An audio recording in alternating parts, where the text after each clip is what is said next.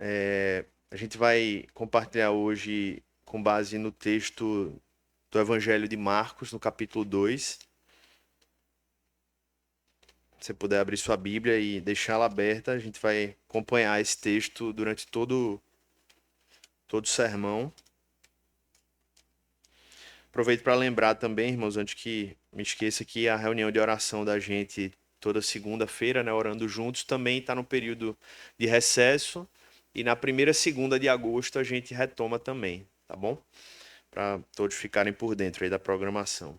Palavra de Deus, Marcos capítulo 2, a partir do verso 1.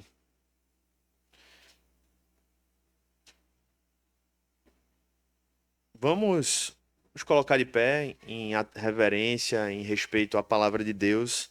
A gente vai ler os 4 primeiros versículos.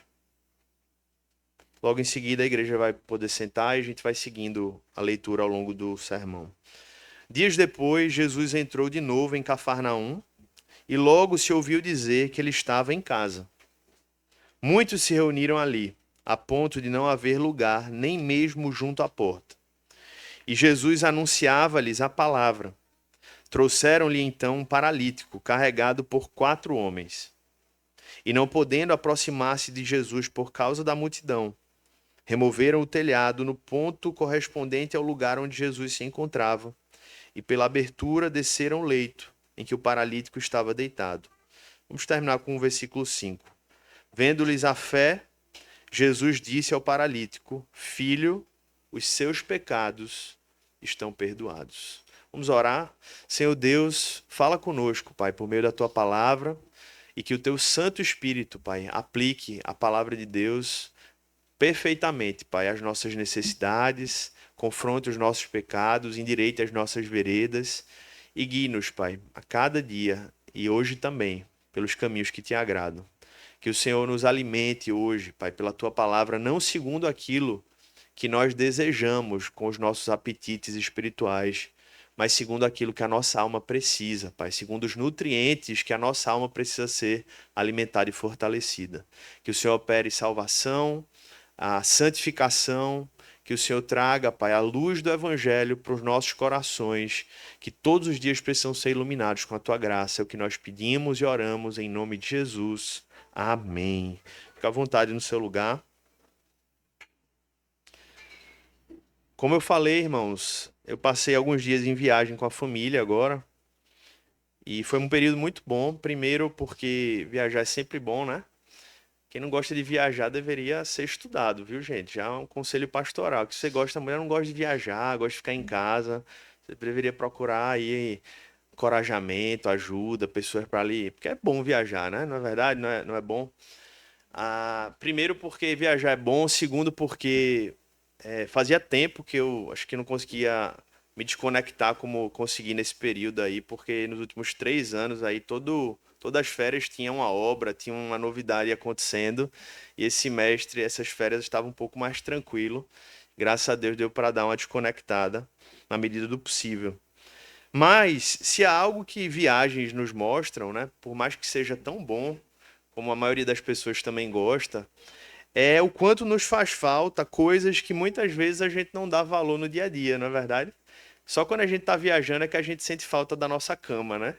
A cama que às vezes já tá bem velhinha. A minha cama mesmo vai fazer 10 anos de idade agora. Eu casei, vai fazer 10 anos, ela tem a idade do casamento, na época de trocar já. Ela com certeza não era melhor do que as camas que eu dormi lá na viagem, mas ela me fez falta, né? A casa faz falta quando a gente passa alguns dias sem estar nela. E por que eu tô falando isso, irmãos? Porque a história de hoje, ela nos mostra e nos revela um homem que vivia sem algo que acredito que todos têm aqui e que certamente se não tivéssemos faria muita falta a cada um de nós. Esse homem, como acabamos de ler, ele não podia andar. E ele era um paralítico. Talvez alguns nunca pararam para pensar no que significa não poder andar. Talvez alguns já tiveram a experiência de ficar acamado por muito tempo, ou ter que andar de cadeira de roda por alguma fratura ou lesão. E aí talvez conseguiram discernir um pouco do que esse homem vivia. Mas o fato é que ele vivia nessa condição, não podia se mover, vivia acamado, deitado numa cama. E é sobre essa história, irmãos, que nós vamos refletir nessa manhã, à luz do capítulo 2 do Evangelho de Marcos. Jesus havia começado a ensinar, estamos aqui no início desse evangelho, que é um evangelho marcado por muita velocidade. Se você lê o evangelho de Marcos, você vai ver que tudo acontece muito rápido, diferentemente do evangelho de João, que é cheio de narrativas, de conversas. O evangelho de Marcos mostra a Jesus fazendo, Jesus atuando. Mostra Jesus como o servo, um servo de Deus, alguém que estava a serviço do reino. Esse é um dos propósitos desse evangelho, mostrar Jesus atuando em serviço, o Filho do Homem servindo, porque ele veio para servir e dar a sua vida em resgate de muitos, como o evangelho diz. E ele já havia começado a ensinar, afinal, dentre tantas coisas que Jesus fez, uma das grandes marcas do seu ministério era o ensino. E entre momentos de ensino ele curava, ele assistia pessoas, ele visitava, mas a marca do ministério de Cristo era a pregação, era o ensino. E além disso ele curava pessoas, curava enfermos, ele entrava na história das pessoas, ele redefinia as rotas de vida. E por isso cada vez mais multidões sedentas o seguiam para ouvir os seus ensinos, mas também muitas vezes para testemunhar dos seus milagres. Na altura aqui do Evangelho de Marcos, no capítulo 2, mesmo sendo no início, ele já havia curado o endemoniado em Cafarnaum, como se encontra descrito no capítulo 1. Ele já havia curado enfermos, ele já havia curado até a sogra de Simão, Pedro, ele já havia pregado nas sinagogas, e tantas coisas ele já havia feito que muitos já o seguiam por onde ele ia. E a palavra de Deus diz, como lemos aqui no versículo 1, que agora ele estava de novo em Cafarnaum, havia voltado para essa região, e logo se ouviu dizer que ele estava em casa. Nesse momento, nesse período da história, ele estava com um lugar fixo onde ele morava. E muitos se reuniram ali, o versículo 2 diz, tanto ao ponto de não haver lugar nem mesmo junto à porta. A palavra de Deus fala. Mas a Bíblia diz que mesmo assim, mesmo nessa situação de tanta gente, de algum modo, algum tipo de bagunça ali que estava acontecendo, Jesus continuava anunciando a palavra de Deus. Só para você poder se imaginar na situação, pelas estimativas da época, né, pelo que os estudiosos falam, e pelos tamanhos padrões das casas, se estima que no máximo uma casa com todo mundo em pé ali, apertadinho, caberia no máximo 50 pessoas. Significa que provavelmente essa casa era menor do que esse espaço aqui. Porque se aqui cabem talvez um pouco mais de 100, até 120, apertando todo mundo sentado, imagina todo mundo em pé, né? Então, com certeza era um lugar menor do que esse. Jesus estava pregando nessa casa. E a Bíblia diz aqui, para a gente visualizar claramente, que muitos se reuniam a ponto de não haver lugar nem mesmo junto à porta. Ou seja, provavelmente tinham pessoas do lado de fora tentando entrar, tentando bisbilhotar, tentando entender o que estava acontecendo. Se o judeu fosse parecido com o brasileiro, com certeza ia ter um bocado de curioso, já inventando história do que estava acontecendo ali, um bocado de desencontro de informação. E é nesse contexto que Jesus está pregando. E aí é que entra em cena outros personagens aqui. A palavra de Deus diz que um paralítico, alguém que não conseguia andar, chegou ali naquela cena carregado por 4 homens.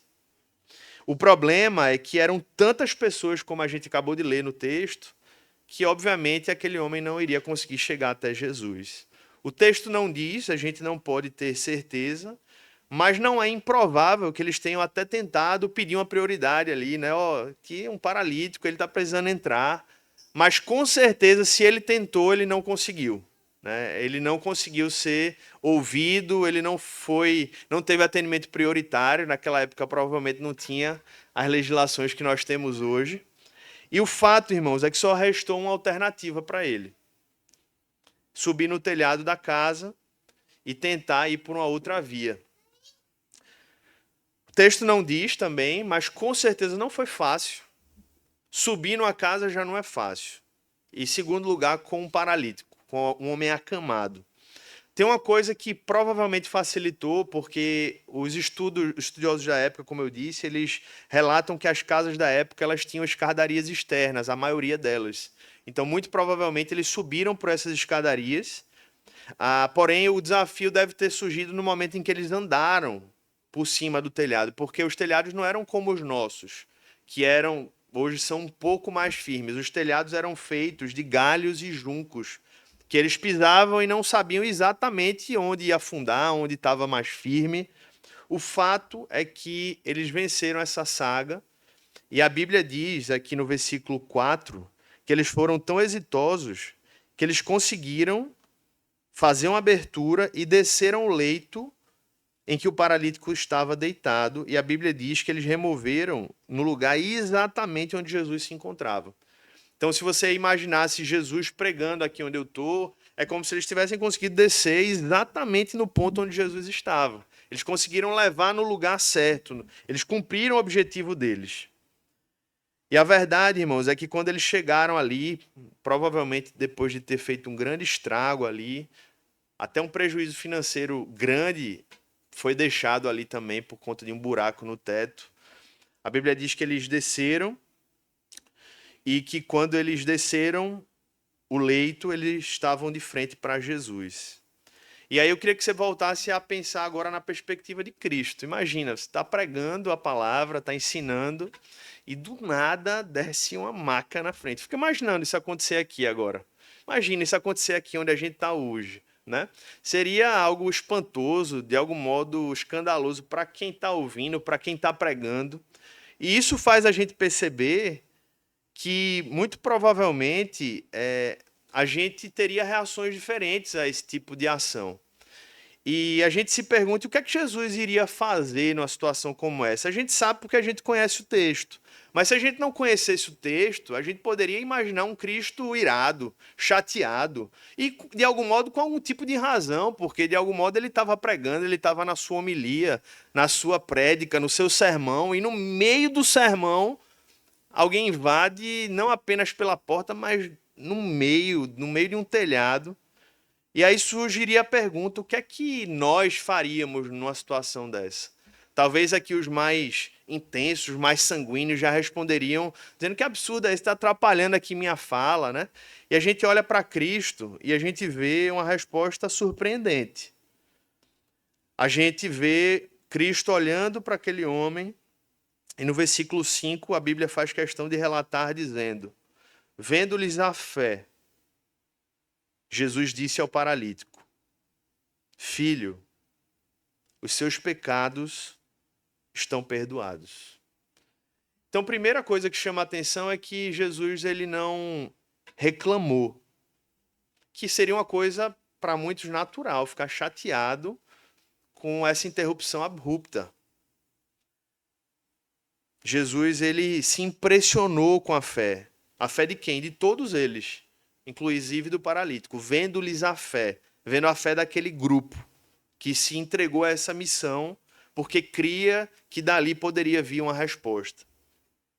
E de fato tudo que eles fizeram mostra, né, o quanto eles acreditavam que Jesus era uma resposta, porque ninguém faria tudo isso se não acreditasse que Cristo poderia resolver aquele problema.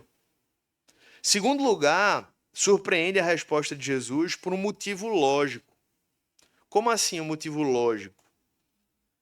Porque, na verdade, eu vou fazer uma pergunta a vocês, né? Para a gente perceber que a resposta de Jesus ela parece ilógica. Todo o esforço daqueles homens para levar o paralítico até Jesus tinha qual objetivo? Cura, para que aquele homem fizesse o quê? Andasse. Mas Jesus olha para eles e responde e diz assim: filho, os teus pecados estão perdoados. Parece uma conversa de duas pessoas que não estão se entendendo. Parece algo ilógico que está acontecendo aqui. Muito provavelmente, o paralítico ou os seus amigos que se colocaram naquela aventura devem ter pensado: Senhor, eu acho que o Senhor não está entendendo bem o que está acontecendo. Eu acho que não ficou claro o propósito da nossa vinda. Será que o Senhor não está confundindo as curas? Será que o Senhor não está falando da cura de ontem? Eu acho que o Senhor está com sono. talvez não dormiu bem essa noite. Então a resposta de Jesus não foi lógica à necessidade do que aquele homem sentia. E em terceiro lugar, irmãos, a resposta de Jesus, ela não só foi confusa logicamente falando, ela foi teologicamente confusa, para não dizer escandalosa. E a prova disso é o que a gente vê a partir do versículo 6. Alguns escribas estavam sentados ali e pensavam em seu coração: como ele se atreve a falar assim? Isto é blasfêmia.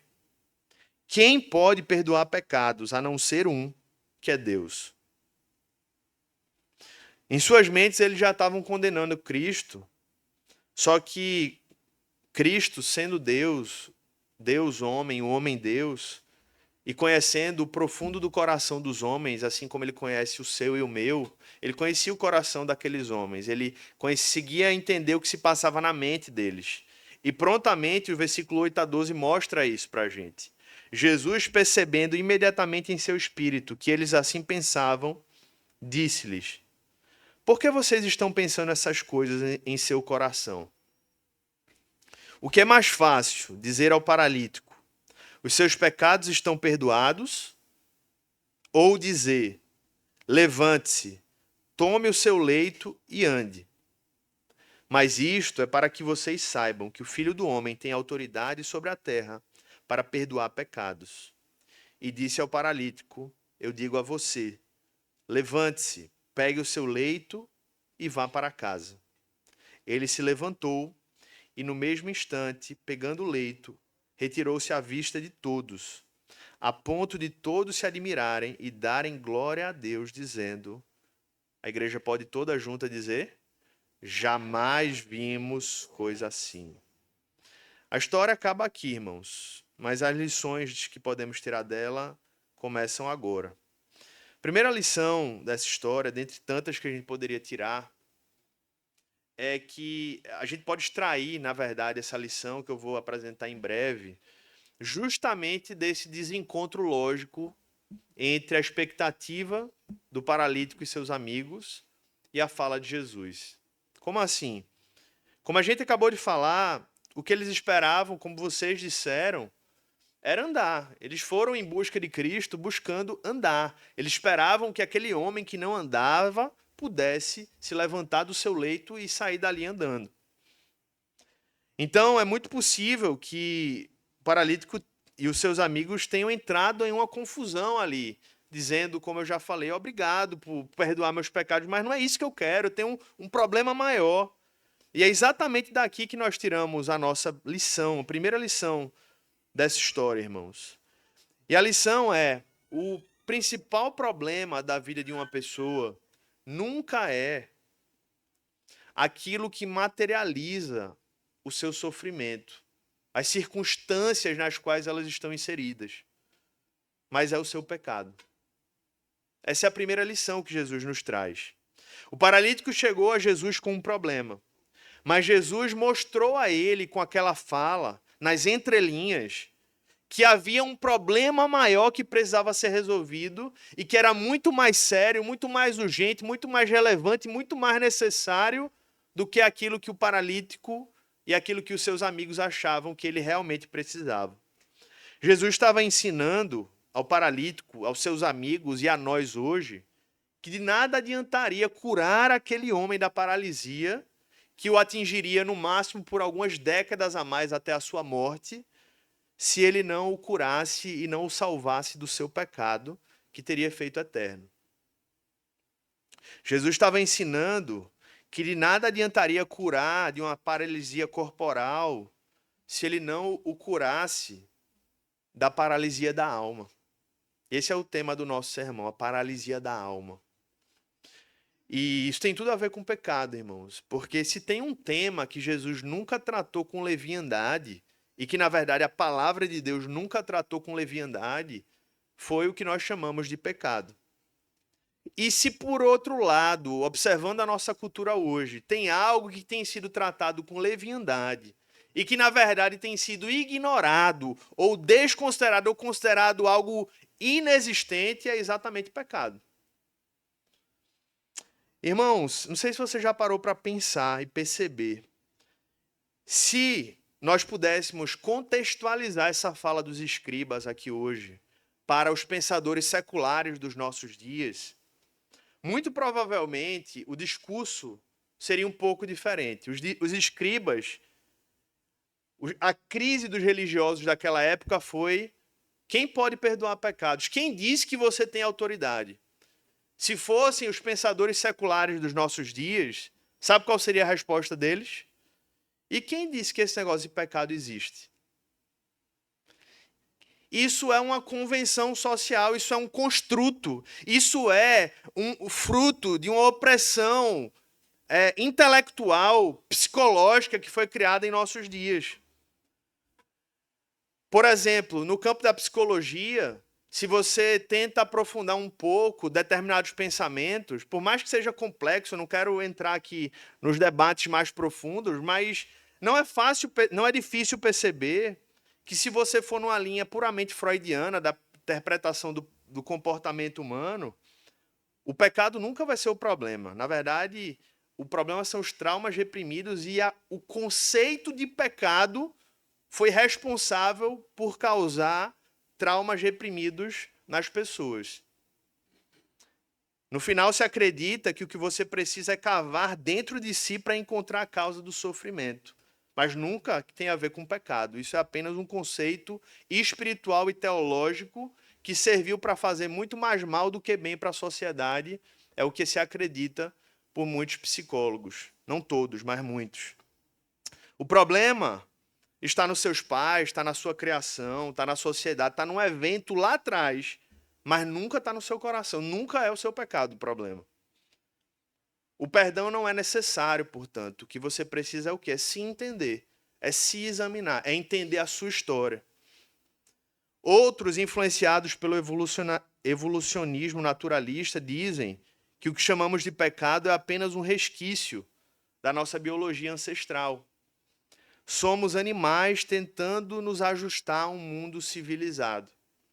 Portanto, o que precisamos nessa percepção equivocada de visão de mundo é de mais tempo para evoluir. Se tivermos mais tempo de evolução, o coração humano vai continuar melhorando. O problema é que se passam séculos, e se passaram séculos. E se há uma coisa que nós percebemos é que não há melhora no coração humano. Talvez pelo contrário.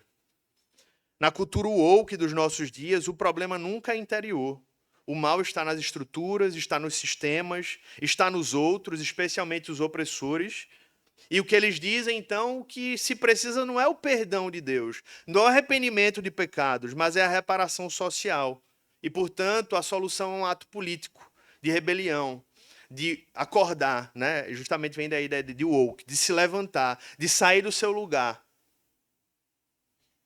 Percebe que todos esses são apenas facetas de ideologias que se complementam para concordar de que existe algo quebrado, porque todas reconhecem, afinal é impossível olhar para o mundo e não reconhecer que há algo quebrado, mas poucos ou nenhuma dessas, na verdade, reconhecem que o problema central está no coração humano. Que é exatamente isso que Jesus quis mostrar para o paralítico e para nós hoje. Só Jesus, meus irmãos, só a palavra de Deus é fiel, clara e honesta o suficiente, corajosa também e humilde ao mesmo tempo, para mostrar que o problema do ser humano, que o seu problema nunca é algo que está fora essencialmente, mas ele começa dentro de nós. Mas a pergunta que surge é como é que a gente resolve esse problema? Só Jesus pode, irmãos, oferecer o que nenhum desses sistemas, ideologias, ideias pode oferecer. E aí a gente chega na nossa segunda lição. Só há uma solução para a paralisia do coração do homem, para a paralisia gerada pelo pecado. Provavelmente aquele paralítico pensava: se eu pudesse voltar a andar, ou se eu pudesse começar a andar, estava tudo resolvido na minha vida. Minha vida agora estaria feita. Do mesmo modo, você provavelmente pensa ou já pensou: se esse meu problema financeiro, se essa minha doença, se essa minha crise conjugal, se essa situação que eu estou passando, talvez seja o que você está trazendo no seu coração hoje. Se você resolvesse isso, como minha vida estaria perfeita. Não, meu irmão. Teria outro problema que ia surgir, que iria estar tirando, de algum modo, a sua paz do mesmo jeito. Porque o pecado, até a gente ser completamente santificado, de algum modo, né, ele vai continuar sempre nos afligindo para que a gente lembre que a nossa pátria não é aqui, que o nosso mundo não é esse. Mas quando Jesus oferece perdão de pecados para aquele homem, Jesus está dizendo: a cura física, esse seu problema que você acha que é o maior do mundo, quando ele for resolvido, a sua alma não vai estar saciada, você vai estar ainda com anseios que não foram respondidos, você vai ainda estar inquieto com alguma situação, você ainda vai estar com algum desejo precisando ser consumado, realizado. É como se Jesus estivesse dizendo: eu não vou simplesmente curar o seu corpo e deixar você sair dessa casa acreditando que alcançou tudo que você precisava para ser feliz. Eu não vou fazer isso com você, porque se eu fizesse isso, não estaria sendo honesto com a sua alma. Se eu somente curar o seu corpo, bastaria algumas semanas, no máximo meses, para que essa euforia passasse e você voltasse a existir, que você voltasse a concluir que continua existindo descontentamento no seu coração. E isso, irmãos, porque nós, assim como o paralítico, somos seres que são tentados a alimentar a nossa alma com falsos deuses, acreditando que eles podem dar alegria, satisfação para a nossa alma. E a verdade é que essa experiência tem falhado. Você pode olhar para a sua história e perceber que muitos dos seus sonhos realizados hoje, eles podem continuar trazendo algum tipo de satisfação. Eu consegui minha casa própria, que bênção, Senhor. Mas com certeza você depois percebeu que aquilo foi bom, mas que não saciou verdadeiramente a sua alma. Você que um dia quis tanto casar, disse: meu Deus, que bênção, eu pude casar. Mas eu continuo precisando de Cristo, eu continuo resposta para minha alma. E tantas outras coisas. Além das próprias questões sociais, a medicina avançou nos últimos séculos, o estudo da mente, a tecnologia, mas incrivelmente a humanidade continua fazendo as mesmas perguntas: de onde vim, para onde eu vou, por que o mal existe? Há propósito na vida? Como é que eu posso ser feliz? As perguntas, elas continuam aí. Alguns dos países mais desenvolvidos do mundo enfrentam também as mais graves crises de depressão e suicídio do mundo, nos mostrando, irmãos, de uma maneira tangível, que o coração humano precisa de algo muito mais profundo do que estabilidade social, segurança financeira ou qualquer outra coisa que muitas vezes nós empenhamos a nossa vida em buscar. Talvez você tenha chegado hoje aqui com algum problema e dizendo: Senhor, se eu resolvesse isso, Senhor, Senhor, minha vida seria tua, eu viveria tão mais entregue ao Senhor. E você não percebe que isso é apenas uma desculpa do seu coração para não fazer aquilo que você já deveria ter feito há muito tempo, que é se render a Cristo. Não pelo que ele pode fazer, mas pelo que ele já é na sua vida. Ele é o tesouro, ele não é a fonte do tesouro, ele não é o meio para o tesouro, ele é o tesouro, irmãos. Quando nós buscamos a Cristo em busca de outras coisas, não é a Cristo que nós estamos buscando, mas sim essas outras coisas. E aí Cristo se torna um meio. Mas Cristo não existe, ele não é, na verdade, para ser um meio. Ele é para ser um fim. Ele é o propósito, ele é o sentido da nossa vida. Portanto, o que Jesus nos diz nessa manhã, à luz dessa palavra, é que, na verdade, nunca nenhum desses pequenos problemas debaixo do sol é o maior problema da nossa vida. O maior problema da nossa vida é quando a nossa alma está vazia, vazia dele. Tentamos preencher de tantas maneiras, na carreira, relacionamentos, dinheiro, no entretenimento, até na experiência religiosa, pessoas buscam preencher isso. Mas, como disse Dostoiévski, um testemunho pessoal dele, certa vez disse: "Para mim é evidente como a luz do dia. Não existe e não pode existir nada mais belo, nada mais profundo, nada mais simpático, nada mais razoável, nada mais viril e nada mais perfeito do que Cristo." E é dessa frase que alguns dizem que ele falou, mas não foi exatamente ele que falou, mas se depreende daí a ideia de que existe um vazio em nosso coração que só pode ser preenchido por Deus. E o Salmo 16, versículo 11, ele nos fala disso, irmãos, de uma maneira poética e bela, quando o salmista diz: "Tu me farás conhecer a vereda da vida. Na tua presença há plenitude de alegria. A tua mão direita há delícias perpetuamente." É na presença de Deus, meus irmãos, que há a verdadeira vida. É na vida de Cristo em nossas vidas que é preenchido o vazio da nossa alma e que responde aos nossos anseios mais básicos que qualquer ser humano debaixo do sol precisa. Você, de repente, já viveu algumas décadas ou, de repente, está começando a vida agora. Você pode investir todos os seus anos. Você só vai encontrar uma verdade sobre qual é a resposta para o vazio humano. E essa resposta e essa verdade é Cristo Jesus. Cristo não veio nos dar uma vida mais confortável na terra. O propósito de Cristo ter vindo a esse mundo não foi com o propósito final de nos dar uma vida mais confortável nesse mundo. Se você está buscando a Cristo com esse propósito, tem uma péssima notícia para você. Você está buscando Cristo pelos propósitos errados. Jesus não tem compromisso com o nosso bem-estar de acordo com aquilo que nós imaginamos por bem-estar. Ele tem compromisso com o nosso bem-estar segundo os seus propósitos, os seus desígnios e o seu padrão. Ele veio para nos dar vida, irmãos, não apenas eterna, principalmente, mas vida presente hoje, que reflita uma vida eterna na sua presença.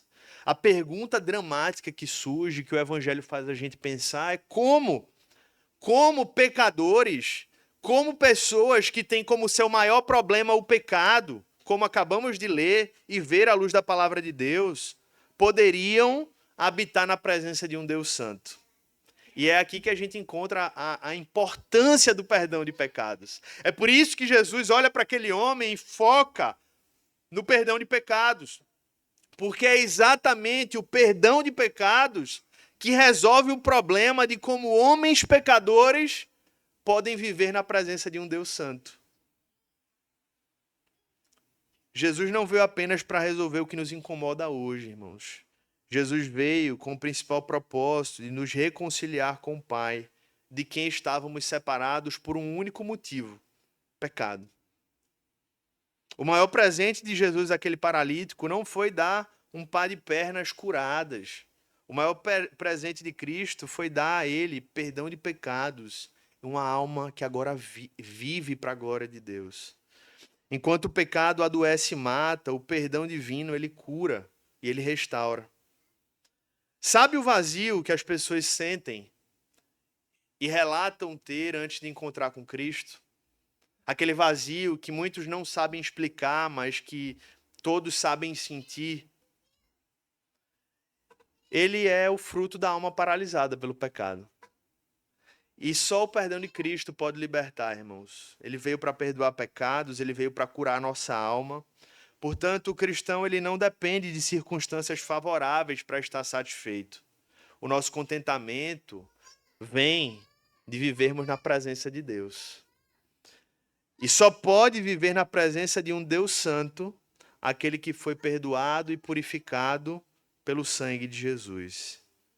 E foi isso que Jesus fez na vida desse homem. E a graça de Cristo é tão abundante, irmãos, que apesar de ter deixado claro que o perdão de pecados era o que aquele homem mais precisava, Jesus foi gracioso o suficiente para atender o seu pedido. Na verdade, se nós olharmos para os evangelhos, nós percebemos aqui o que nos leva a uma terceira lição, algo muito belo sobre a obra de Cristo.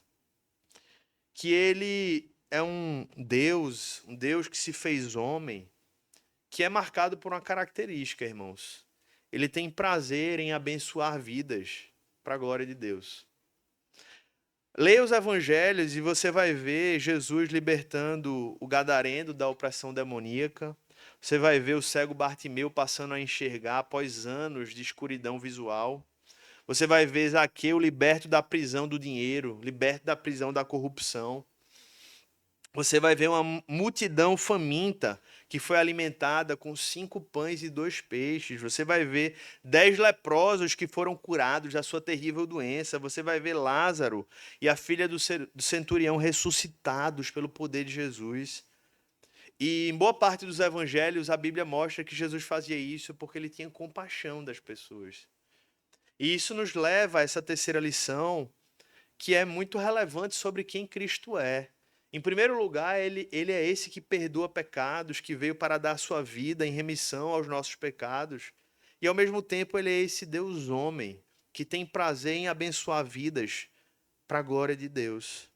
E eu creio que isso é importante, porque isso é o que nos dá essa convicção, essa alegria, essa ousadia espiritual de poder dizer sim, eu posso ir a Cristo e pedir e colocar os meus pleitos, as minhas necessidades, eu posso colocar diante dele coisas que, se forem de acordo com a sua vontade, ele e pode fazer se assim ele o quiser. E nós precisamos enxergá-lo assim, porque é assim que ele se revela na sua palavra, meus irmãos. Ele é um Deus que se alegra em abençoar a vida do seu povo. E é por isso que às vezes ele nos mima tanto com coisas que a gente nem consegue entender. Deus não precisava fazer isso por mim. Deus não precisava atender essa minha oração, mas ele faz porque ele é um Deus que tem prazer em abençoar a vida do seu povo. Só que tem uma característica interessante aqui, irmãos, é que essas bênçãos que Deus derrama sobre as nossas vidas, elas sempre são marcadas por uma característica fundamental. Lá no final desse texto, depois que Jesus cura o paralítico, no versículo 12, a Bíblia diz que ele se levantou e no mesmo instante pegou o leito, retirou-se à vista de todos, a ponto de todos se admirarem e darem glória a Deus, ao ponto deles dizerem todos, jamais vimos coisa assim. E eu acho que isso é importante ser dito, irmãos, porque à luz desse texto e de tantas outras passagens da obra de Deus nesse mundo, na vida do seu povo, na vida da sua igreja, tem algo muito interessante da gente perceber no agir de Deus, onde ele abençoa a sua igreja, onde ele opera milagres, onde ele cura pessoas, onde ele atende orações muitas vezes impossíveis aos olhos humanos. É mostrar que ele faz isso sim por compaixão do seu povo. Como ele olhava, olha, eles são como ovelhas sem pastor. Eles não sabem o que fazem. Mas ao mesmo tempo, irmãos, ele faz isso para que o seu nome, o nome de Deus, seja glorificado. E onde é que eu quero chegar com isso? Eu queria fazer uma pergunta para você. Olhe para as bênçãos que Deus tem derramado na sua vida. São tantas, né? Filhos, família. Você tem uma casa onde morar, muitos conseguiram comprar uma casa, muitos conseguiram construir patrimônio, muitos conseguiram desenvolver um negócio que hoje abençoa pessoas, muitos conseguiram ter tantas coisas que a gente não consegue nem enumerar, curas, pessoas que estavam doentes na sua família e você pediu que o Senhor interviesse ali com cura, com salvação, com respostas, com um novo destino, e o Senhor fez. Mas a pergunta que eu te faço é: as bênçãos de Deus em sua vida têm servido apenas para o seu bem ou para a glória dele? Porque a beleza desse relato é que no final das contas, essa cura serviu para a glória de Deus. O final da história não acabou com um paralítico curtindo a vida e ali todo alegre, por mais que isso tenha sido uma consequência, ele muito alegre, feliz. Mas o final dessa história nos mostra um paralítico que foi apenas um meio para que o nome de Deus fosse glorificado. Então eu volto à pergunta: as bênçãos de Deus em sua vida têm servido para a glória de Deus ou apenas para o seu benefício próprio? Se a sua resposta, meu irmão, avaliando a sua própria vida, é que você não consegue perceber como essas bênçãos tem servido para a glória de Deus e para a bênção das pessoas, é muito provável que essa bênção nem seja a bênção mais. Porque o que é bênção de verdade abençoa outras pessoas. É igual a ideia do Mar Morto, né? Não sei se você já viu, né? Mas o Mar Morto, ele tem uma característica, para quem já foi lá, inclusive, ele tem uma salinidade extremamente alta, e justamente por isso que as pessoas boiam lá, né? As pessoas vão lá tomar banho e ficam boiando. Mas o que poucas pessoas falam é que aquele mar, ele perdeu por completo o seu sentido, porque não tem vida ali. E não tem vida justamente porque a salinidade é tão alta, ele atraiu tanto sal para si, ele concentra tanto as águas, ele só recebe, mas não entrega a água, que ele morreu. Então, irmãos, quando Deus nos abençoa, em primeiro lugar é para que o nome dele seja glorificado e para que muitos outros sejam abençoados. E aí eu volto à pergunta pela terceira vez. Olhe para as bênçãos que Deus tem te dado e avalie honestamente, Senhor, eu tenho usado essas bênçãos para a tua glória e para abençoar pessoas. Eu tenho usado os recursos que o Senhor tem colocado nas minhas mãos para abençoar o reino, a igreja, pessoas que precisam, ou tenho usado apenas para os meus propósitos, para os meus desejos, para os meus desígnios. Que o Senhor nos ajude, irmãos, a sermos abençoados, para que o nome dele seja glorificado e para que muitos sejam abençoados também. E por fim, eu quero concluir com a última lição. Uma lição que acho que é fundamental diante desse relato, porque o relato começa com um homem aflito. Um homem tão aflito ao ponto de que os seus amigos se compadeceram. A Bíblia não mostra, nós não sabemos exatamente as intenções desses amigos nesse propósito. Alguns, né, pegam esse sermão, essa passagem e fazem toda uma pregação aplicando ao papel dos amigos na vida do cristão. E eu acho que poderíamos aplicar sobre a importância de termos bons amigos aqui. Mas a verdade é que a gente não sabe nem exatamente quais as intenções desses homens. Eles poderiam, se tivermos um olhar mais pessimista da leitura aqui, estar tão cansado, mas tão cansado de ajudar esse amigo, que eles disseram, vamos arrumar alguém para resolver esse problema, que a gente não aguenta mais esse fardo na vida da gente. Eu não quero destruir a sua imagem dos amigos, não, então não vou me alongar muito, não. Mas o que eu quero dizer, irmãos, o que eu quero dizer aqui, porque o texto não mostra, então a gente não tem como concluir, é voltar para o problema da aflição desse homem. E se você parar para pensar, esse homem ele poderia ter estado tão amargo por ter vivido uma vida toda sem poder andar, ou boa parte da sua vida sem poder andar, que ele tivesse tão amargurado com Deus, com a vida, que ele não tivesse nem topado ir até Cristo. Na verdade, não tem pessoas que são tão amarguradas com a vida por problemas que lhe aconteceram que elas não querem nem mais tentar nada, não existe isso. Talvez seja o seu caso hoje. E ele poderia ter dito, Jesus, que nada, já vieram outros falsos mestres aí, eu não vou procurar Jesus não. Já vieram aqui orar por mim, já fizeram várias tentativas e eu continuo aqui de cama. Mas aquele homem, de algum modo, bem ou mal, ele topou ir até Cristo. Os seus amigos o levaram até Cristo. E a última lição que eu queria trazer aqui para nós, concluindo esse sermão, é a gente perceber, meus irmãos, que aquele homem, no meio da sua aflição, foi agraciado com a percepção de que aflições podem ser canais de bênção para a nossa alma. Para pensar, se aquele homem não tivesse sido afligido com a paralisia, muito provavelmente, vamos dizer assim, na verdade, certamente ele não chegaria a Cristo dessa maneira. Certamente. E muito provavelmente ele não teria ido até Cristo, não teria tido contato com Cristo. Afinal, Jesus andou pela Galileia, pela Judéia, mas foram poucos que tiveram a oportunidade de ter um encontro face a face com Cristo, como esse homem teve.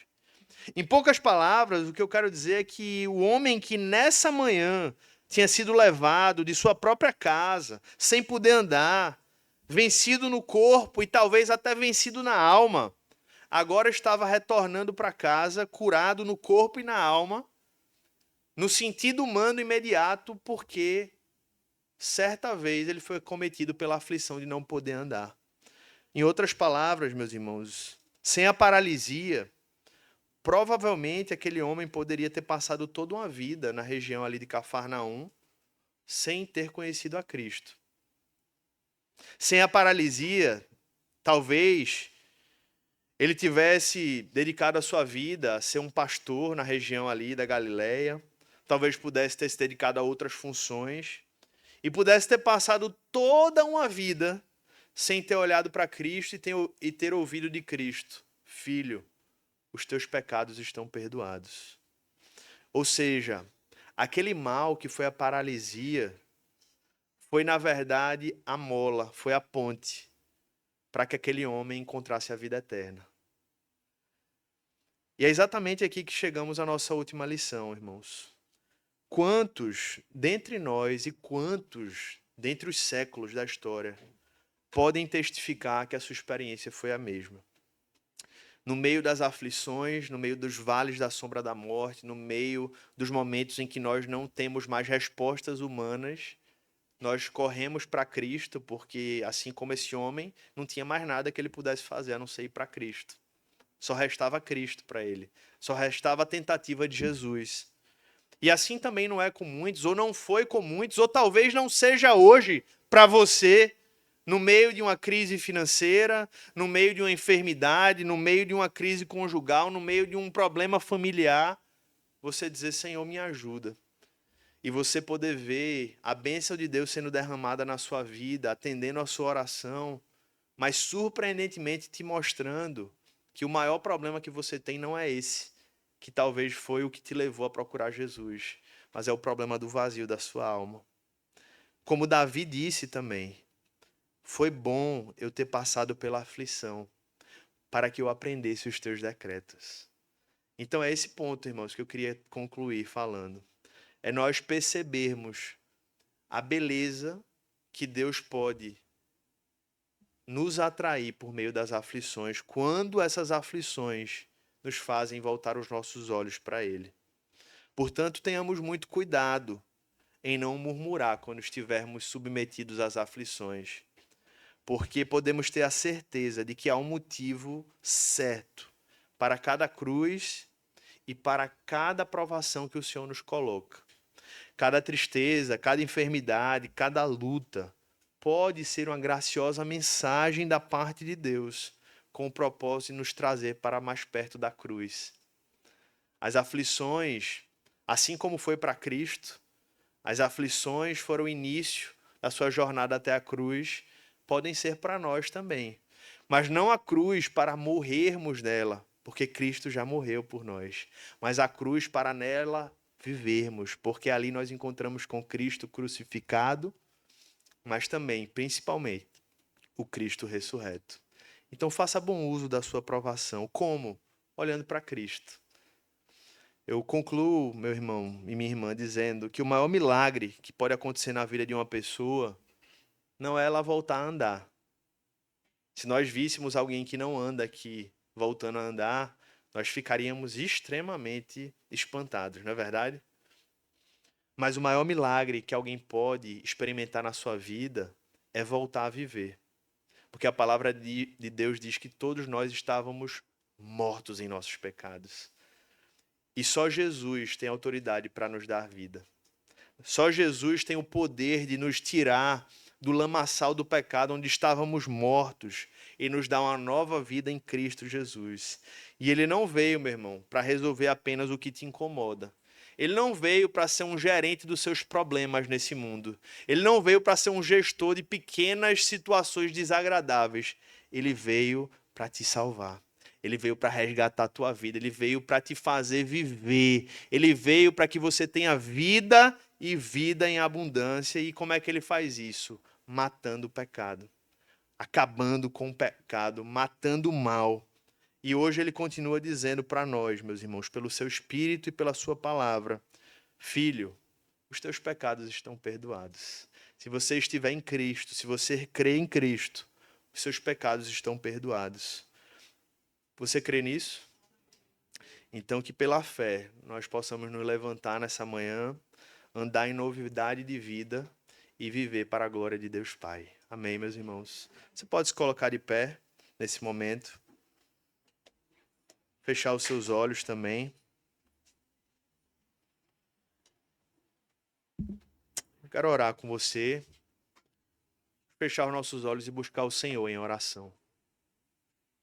Senhor Deus, nosso Pai, assim como o teu encontro e a tua obra foi real e poderosa na vida desse homem, o Senhor também teve um encontro real e pessoal conosco aqui. E é isso que nos move todos os dias, Senhor.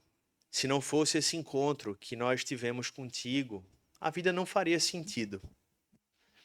E quão precioso é olhar para trás e perceber que muitos de nós te encontramos achando que o melhor que o Senhor poderia nos dar era exatamente aquilo que era o nosso menor problema.